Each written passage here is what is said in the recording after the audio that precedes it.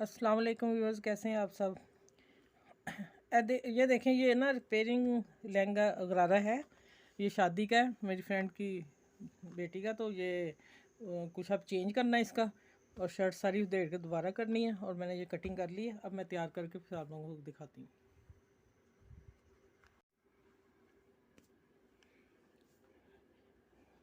Hello, अस्सलाम वालेकुम। अच्छा, ये देखें, मैंने वो जो गरारा आप लोगों को बताया था कि पहला बना था, इसको मैंने अब इस डिज़ाइन में जो अब चल रहा उसमें लेके आई हूँ। ठीक है, ये चुनट वाला डबल। ठीक है, ये गरारा है। और ये इसकी शर्ट मैंने तैयार की है दोबारा सारी, क्योंकि आज से 6 साल पहले का सिला हुआ था, तो लंबी भी थी। और फिर मैंने इसको कंप्लीट कर दिया इसके साथ ये शर्ट। ठीक है, अरे ये शर्ट है, ये गरारा है, और ये मैंने दुपट्टा। ठीक है, ये तीनों पीस अब रिपेयर हो गए हैं।